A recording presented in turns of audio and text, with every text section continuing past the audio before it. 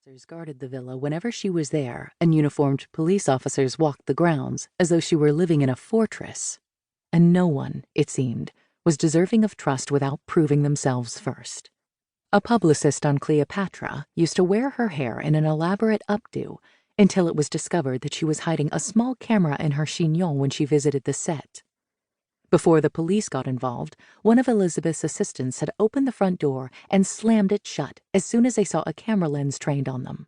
Determined, the photographer on the other side tried to break the door down, and several people inside the house had to throw their backs against it to keep it shut.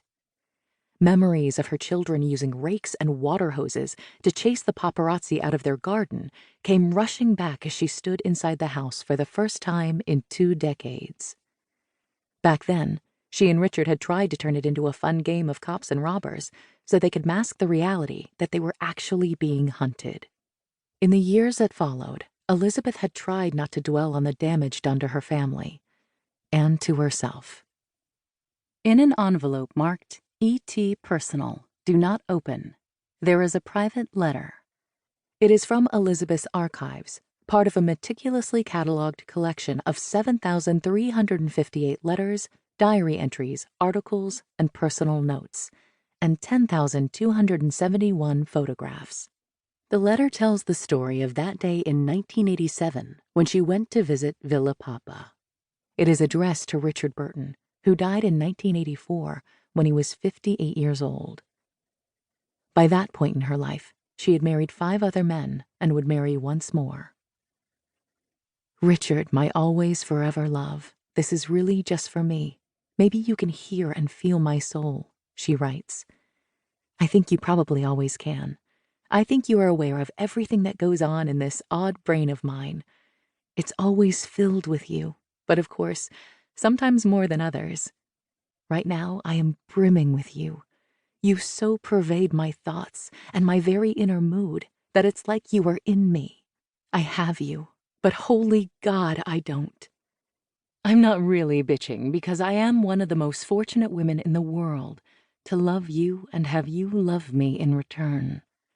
But God, I miss your arms, your eyes that told me so many things, your voice that taught me to understand and appreciate so many fantastic and, yes, unknown things to me. I want your body next to mine tonight. I need you to hold me fast and hard and tender. It is so much more than a love letter. It is a rare and deep plunge inward for a woman who did not believe in doing much soul-searching during her 79 years of rapid-fire love and loss. One marriage ended because of physical abuse, another because of a plane crash, and yet another fell victim to alcoholism. Her 2 marriages to Richard would haunt her forever. Oh God, Richard, I loved you so, and I will love you for the rest of my life. Just let me say it to you, and please hear my heart. I love you, I love you, I love you, and I thank God for you. Please, God, let him know. And please, God, allow me to forgive myself for some of the cruelties I was responsible for and had so neatly tucked away, and let me make my amends to those I have caused such pain to. But she would not have taken back those mistakes. Without a sense of guilt and shame, she said, I don't think one would be nearly as compassionate or understanding. And compassion is what would later come to define her life. Elizabeth had weathered so many storms, and standing in that villa in Rome brought some of the worst of them back. There was nothing but devastation in the wake of the sudden death of her magnetic super-producer husband, Mike Todd, who was killed in a plane crash in 1958. Feeling half dead, she fell into the arms of Eddie Fisher, who happened to be Mike Todd's best friend.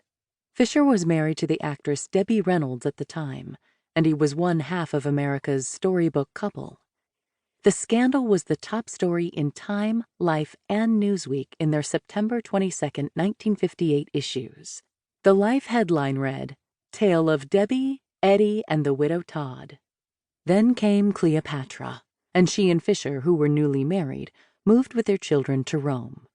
It was there, on January 22, 1962, on the set of the most expensive movie ever made at the time, It cost $44 million in 1963.